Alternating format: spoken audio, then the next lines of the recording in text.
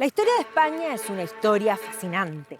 De la Hispania romana a la formación de los reinos visigóticos con capital en Toledo. Una historia marcada por el avance y la ocupación del Islam, que forjará su identidad y la unión de los reinos en el espíritu de reconquista. 1492 es una fecha emblemática y abre la puerta a un nuevo mundo y gestará lo que denominamos el siglo de oro español, que permitirá la consolidación de España como reino y de imperio frente al mundo. Una historia fascinante. Vengan conmigo a un viaje en el tiempo.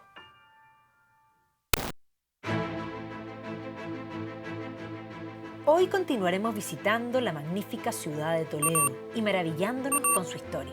Desde la fundación romana a la capital del reino visigótico y a una de las ciudades más bellas del mundo. Un lugar que no deja a nadie indiferente.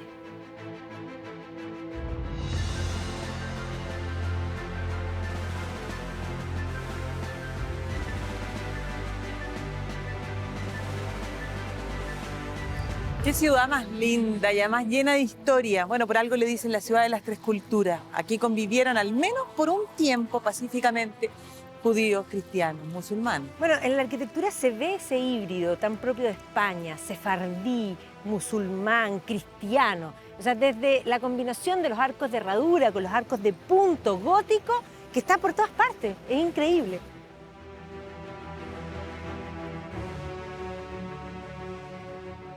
Toledo es la ciudad de las mil caras. Múltiples culturas en ella convergen.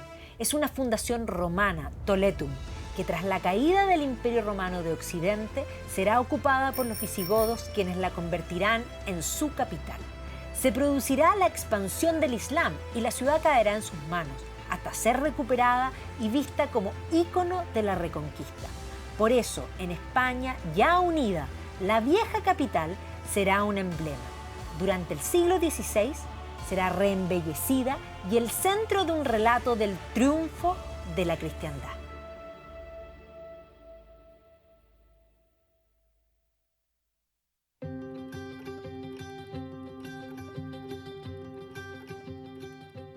Esta es la Puerta de la Bisagra, una de las tantas puertas de la ciudad de Toledo que llevan a la zona del Arrabal. Fue remodelada desde una puerta musulmana, Bab al-Shaka, para recibir al emperador Carlos V, Carlos I de España, quien entró triunfante a la ciudad, remodelada al estilo de un arco de triunfo del estilo clásico. Esta puerta triunfal ostenta en su coronación el águila bicéfala, antiguo símbolo del Sacro Imperio Romano Germánico, inspirado en el mundo romano bizantino, la idea de la unión imperial de la que España se siente heredera. Tras cruzar el umbral, nos recibe el mismísimo emperador Carlos V, al que evidentemente hay que saludar como corresponde. En este hombre confluían 4 nobles legados, lo que va a hacer que se convierta en el soberano más poderoso de su tiempo. Era nieto de Isabel de Castilla, de Fernando de Aragón, de Maximiliano, emperador del Sacro Imperio Romano Germánico, y de María de Borgoña. Nacido y criado en los Países Bajos, nació en Bélgica, en la corte flamenca. Entonces, cuando llega aquí, después de la muerte de su abuelo Fernando el Católico en 1516, la verdad es que se sorprenden. Joven, imberbe, no hablaba una sola palabra de castellano, llega acompañado de sus consejeros flamencos vestidos a esa usanza, tiene que haber causado extrañeza. Los inicios del reinado aquí no van a ser fáciles, pero con el tiempo se va a españolizar y se va a convertir probablemente en uno de los mayores ejemplos. De hecho, decide morir aquí, en estas tierras, y sus restos se encuentran en esta que fue su patria.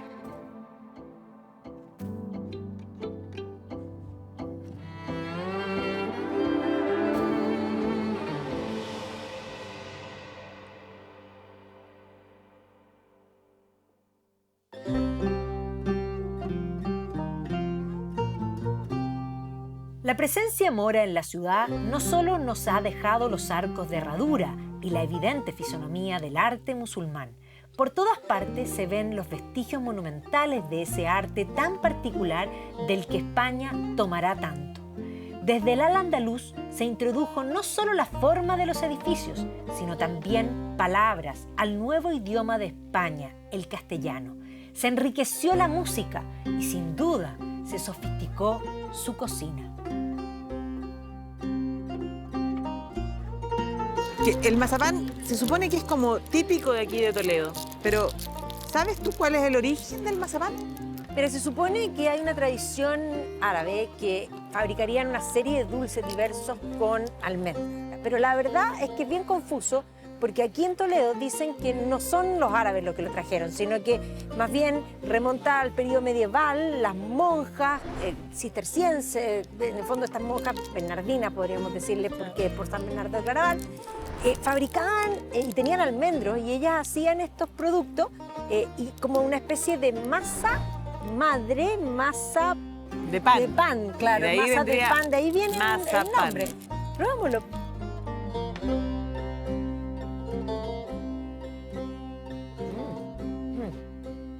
Me gusta. Otro legado invaluable de esta ciudad es la pluma literaria. Importantes autores del siglo de oro se inspiraron aquí, entre ellos Don Miguel de Cervantes y Saavedra. Bueno, la historia de Toledo está unida a la historia de Cervantes. Él lo llamó la luz de España, pero la verdadera luz de España es Cervantes. Sin lugar a dudas, ¿sabes tú que hay una anécdota importante? En Oslo se le solicitó a todos los premios de premios Nobel que votaran quién era el más grande de las letras. Y lógicamente que salió elegido este caballero. Lo que no viene más que a confirmar que desde Descartes hasta Dostoyevsky lo han catalogado siempre como Un gigante. Bueno, y aquí está por los 400 años con precisamente el Quijote. Son los 400 años del Quijote y aquí Toledo lo celebra.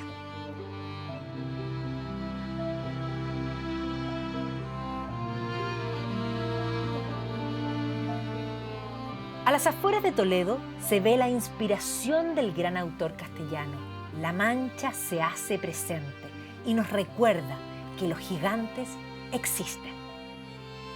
pensar que Cervantes escribió el Quijote como una sátira a ese mundo de caballería que se encontraba en decadencia. Sí, pero él la tenías muy claro, porque cuando tú ves que algo muy valioso se está perdiendo, tienes dos alternativas, o reírte o llorar. Y definitivamente él comprendía lo que significaba el fin de ese espíritu caballeresco, de cruzada, que había formado y forjado lo que es España. Y eso estaba en plena decadencia. Y no va a ser sino hasta el siglo XVIII y XIX, cuando los autores posteriores entenderán ese sentido que el propio Cervantes ya comprendía en su tiempo. Ya Cervantes se alejó y fue capaz de comprender todo. Magnífico.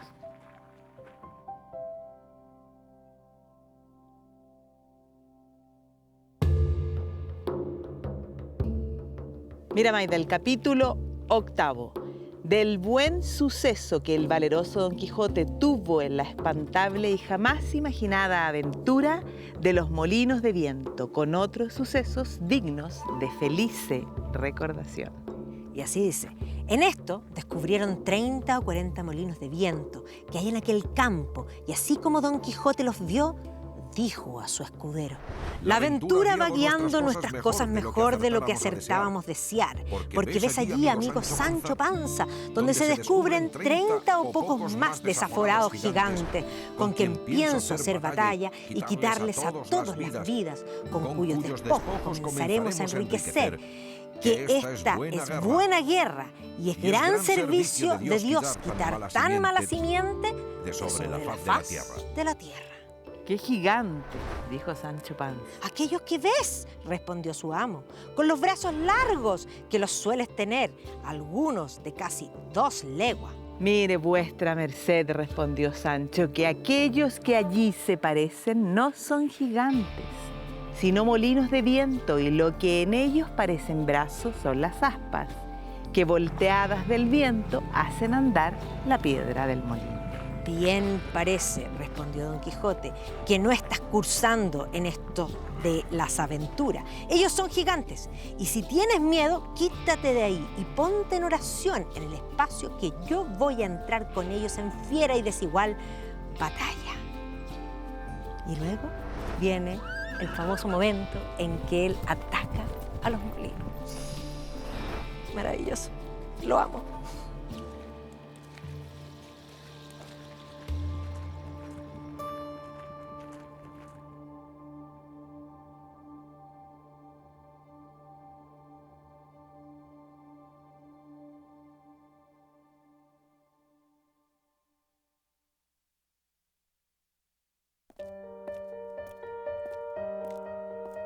La historia de España está marcada por la Reconquista, la recuperación del territorio para los cristianos y la expulsión de los moros.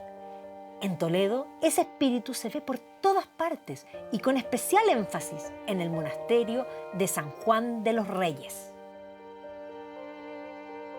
El 2 de enero de 1492 se libraba la última gran batalla, la batalla de Granada, que culminaba con la conquista que había marcado a España por largo tiempo.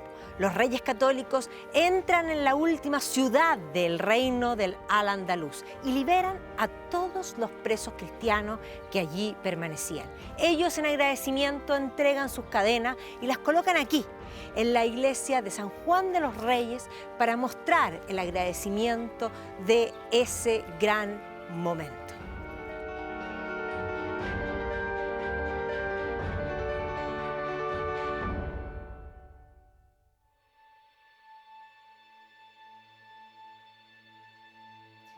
Y en este monasterio de San Juan de los Reyes se querían enterrar los reyes católicos. Y hay que comprender que ellos son definitivamente los que forjan España, los dos juntos. Sí, pues si tú te fijas, por todo el monasterio está presente el emblema de los reyes católicos, que tiene un águila que está sosteniendo esta especie de escudo donde están representados los distintos reinos que ellos incorporaron, y que además tiene el yugo, la flecha y el emblema. El tanto monta tanto, que quería significar que tenían igual importancia ambos, el rey y la reina. Este magnífico lugar nos hace comprender la importancia y dimensión de las catoliquísimas majestades. Una visión de un reino unido en el territorio, la lengua y la fe. Aquí se ve la política de magnificencia que justifica su actuar en nombre de Dios y de la verdadera fe. Es esa dimensión espiritual la que busca llevar la verdad y el bien a todo el territorio por ellos gobernado. Darle una identidad a España implica una unidad forzada necesaria para la gestación de una nación coherente.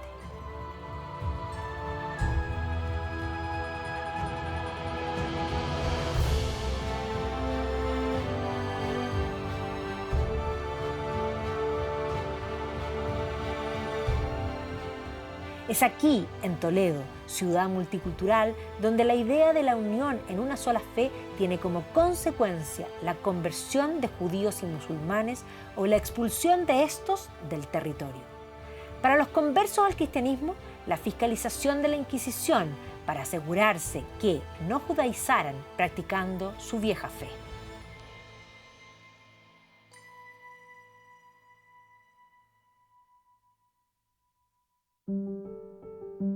Toledo había sido una de las ciudades que había recibido a judíos desde la expulsión de Masada. Era uno de los centros de la diáspora. Fueron ellos parte de la historia y el desarrollo de esta ciudad. Hay una historia que cuenta que una mujer norteamericana de origen judío un día vino a Toledo y trajo una llave que había pertenecido a su familia hace más de 500 años atrás. Esa familia había sido expulsada, había salido de aquí luego de que los reyes católicos decretan la expulsión en 1492. Lo más interesante de la anécdota es que dice que ella sacó la llave, puso la llave en la puerta y la puerta abrió. Bueno, esta llave no abre, pero entendamos que esta historia es una historia que refleja gran parte de una verdad histórica que ha sucedido tantas veces. Las ciudades tienen y se construyen por las personas que habitaron ese lugar. Y este lugar fue creado en gran medida por el mundo sefardí. Fueron expulsados, pero aquí dejaron su alma. Bueno, desde súper temprano llegaron los judíos aquí a la ciudad de Toledo. De hecho, ellos se autodenominaban, o sea, esta tierra la denominaban Sefarad. Y de ahí viene el término sefardí. Y de hecho, llegaron antes que incluso los romanos. O sea, ya estaban aquí cuando los romanos llegaron. Claro, y aquí permanecieron durante mucho tiempo y hay que entender que cuando se produce la conversión de los visigodos al cristianismo, se va a iniciar un periodo de cierta intolerancia, de cierta persecución. Sin embargo, cuando se produce la invasión del Islam, o sea, a partir del 711, la cosa fue mucho más fácil porque los musulmanes fueron mucho más abiertos, tanto con cristianos como con judíos. La idea de los libros, de los que seguían el libro. Exactamente, por considerar los pueblos de la revelación de Alá para los musulmanes. Claro. Y para los cristianos no fue tan fácil esa integración, ellos habían sido el pueblo dominante anteriormente, pero para los judíos sí fue fácil integrarse en esa comunidad y no perdieron su propia identidad. Y yo creo que la mayor muestra de esa identidad y de lo que ellos dejaron aquí es Santa María la Blanca. Claro, Santa María la Blanca, porque ahí tú tienes una arquitectura de estilo, probablemente, podríamos decir, morisco, digamos, musulmán, claramente, que se convierte en una sinagoga y que luego es hecha cristiana y pasa a llamarse Santa María la Blanca. O sea, mira tú la mixtura. Sí. Entrar en este lugar es comprender las dimensiones de la creatividad humana. La mixtura da mayor riqueza y la hace única. Es la búsqueda natural del ser humano por la trascendencia. Este espacio aún comparte oraciones al Todopoderoso. Llámelo Yahvé, Alá o Dios.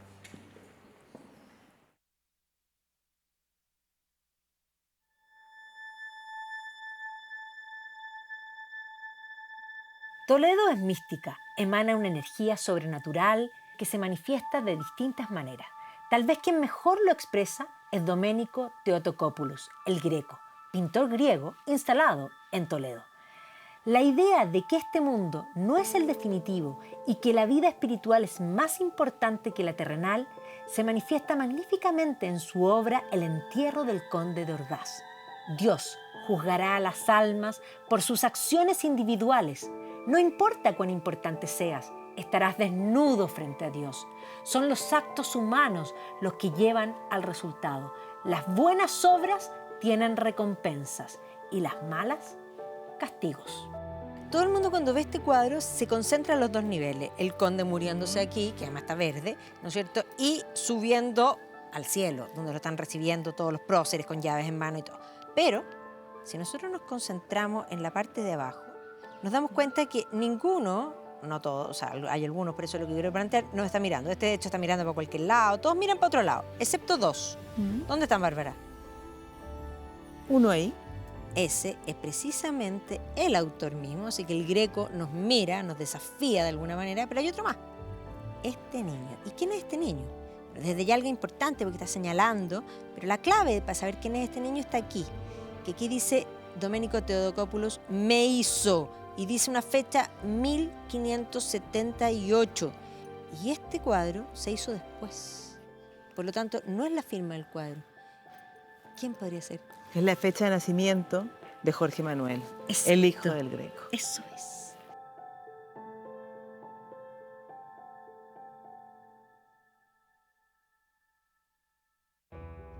Toledo es considerada la capital de la forja. Las espadas toledanas son famosas en el mundo entero. Por eso visitamos a uno de los últimos espaderos de la vieja escuela con forja artesanal y tradición gremial de traspaso de oficio de padres a hijos, maestros y aprendices. Antonio Arellano. ¿Cuántas generaciones llevan en esto ustedes? Yo soy la quinta generación de artesano, mi padre es la cuarta y sigue trabajando conmigo todavía, sigue empujando fuerte detrás de mí y tanto mi abuelo como mis abuelos y mi tatarabuelo se dedicaban al mundo de la forja. Y de lo que tiene exhibido aquí, ¿cuáles son, o sea, las piezas así que uno tuviese que detenerse? A ver, la tizona española siempre ha sido para mí icónica de lo que es la historia de la espadería española, sobre todo. Es la espada con la que utilizaron los tercios españoles en Flandes y para mí es una pieza maravillosa. O sea, era temida por los ingleses. con la mano derecha se iba atacando con esta y con esta nos protegíamos y a la vez íbamos rematando. Entonces era como un pequeño escudo y teníamos dos armas. Daga de mano izquierda también se llamaba daga de vela porque tenía la protección como una vela y luego también se llamó daga de la misericordia o de la caridad porque íbamos rematando al contrincante para que no sufriera. Esta es una espada de lazos del siglo XVI, todos los lazos se empezaron a utilizar a partir del siglo XVI. ¿Por qué? Porque ya se empezó a esgrimir la espada con la muñeca, ya no es como la Edad Media que utilizábamos espadas muy contundentes, estas espadas mucho más largas y más finas para intentar penetrar en los huecos de la armadura. Entonces, como ya habíamos perdido el guantelete de la Edad Media para proteger la mano, claro, empezamos a proteger la mano con la espada. El peso del pomo hace que no sea tan pesado, es como una palanca, al final es física. Si tú tienes todo el peso en la parte de delante, cuando quieres levantar te cuesta mucho porque tienes que levantar todo, pero aquí hace una palanca y con poco movimiento, poca fuerza, la espada la puede retraer para volver a utilizar otra lanzada. Esta espada tiene cerca de 4 semanas de trabajo solo con esta espada, entre 3 y 4 semanas de trabajo solo a la espada. Fabuloso, fabuloso. ¿Vemos la forja? Sí, claro, ¿Sí? ¿no? Acompáñame y te enseño. Vale, pues esto es el acero al carbono, lo hemos calentado, como veis tiene diferentes colores, entonces yo sé la temperatura que tiene por el color del acero. Aquí ahora mismo tendríamos alrededor de 1000-1100 grados y según va bajando el color, la intensidad del color del naranja y va bajando la temperatura. Entonces la temperatura de forja sería ahí, la ideal, para golpear. Como veis va moldeando el acero, lo que tenemos que hacer es bajar a unos 3-5 milímetros la barra de acero al carbono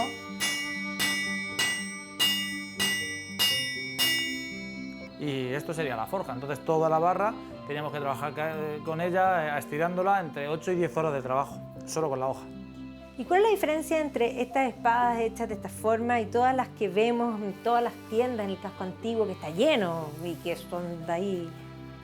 A ver, las espadas que hay en el casco, la mayoría son industriales. Entonces las industriales al final son buenas espadas, están hechas en Toledo por empresas industriales que trabajan un poco más en serie y bueno, no es que sean todas iguales, pero tienen todas el mismo acabado, el mismo brillante. Y yo me gusta decir que hago espadas, yo no vendo espadas, vendo una manera de fabricar espadas. Entonces al final esa manera de fabricar espadas es lo que yo creo que nos podíamos encontrar en la Edad Media, tanto en fabricación como en acabado final. O sea, la mismidad única de las espadas en el fondo de los arellanos. Está claro, yo creo que al final es un detalle y mi padre lo dice muchas veces, yo sería capaz de reconocer una espada mía a muchos metros. Vuelvo a insistir, que me gusta decirlo ni mejor ni peor, diferente. Diferente. El arte de la forja llega a Antonio como tradición familiar. Su padre es su maestro. El oficio pasó de padres a hijo por generaciones. ¿Y esto lo fabricaron ustedes aquí o es parte de sus herencias como familia? Hemos hecho también algunos, pero también es parte de nuestra exposición. Muy lindo. Sí, para nosotros esto es parte Sí. de nuestra historia.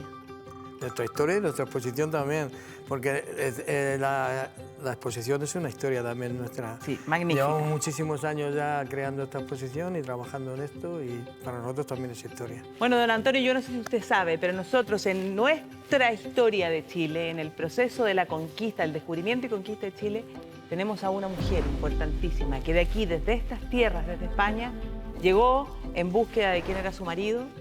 Van a ocurrir muchísimas cosas, su marido va a morir y ella va a acompañar a Pedro de Valdivia en la campaña para la conquista de nuestras tierras. Una mujer que se dice que fue completamente aguerrida y valerosa y que salvó ese proceso en un momento en el que estuvo a punto de sucumbir. Doña Inés de Suárez. Bonita historia. Bonita historia. Y se dice que tenía el pelo que era un poco colorín, así como yo. Tal vez podría yo... ¿Me lo puedo poner? Sí, claro. A ver si así puedo ser parte del proceso de conquista. Yo creo ¿Cómo? que sí. ¿Sí? Perfecto. Pues, Perfectamente, sí. Toledo fue capital del reino visigodo. Son ellos quienes dieron la primera unidad a lo que hoy es España. Su conversión al cristianismo temprana será clave en la esencia de este territorio. Su esplendor es mayor de lo que muchos hoy ven como una era oscura. Eran de una sofisticación y cultura asombrosa. Esta ciudad nos muestra parte de esa realidad tantas veces olvidada. Aquí, en la iglesia de San Román, hoy Museo de la Cultura Visigoda, se exhiben parte de las joyas y orfebrería que muestran una riqueza cultural inconmensurable. La colección de coronas votivas es realmente de alto impacto. Y aunque los visigodos se hicieron cristianos tempranamente, abrazaron la idea del arrianismo, es decir, una visión adopcionista donde Cristo era considerado solo hombre y no Dios. Por lo mismo eran considerados herejes. Pero fue aquí, en este lugar, en el Tercer Concilio de Toledo, donde Recaredo va a abjurar de esa visión herética y abrazar finalmente la idea del cristianismo ortodoxo, donde Cristo es hombre y Dios al mismo tiempo.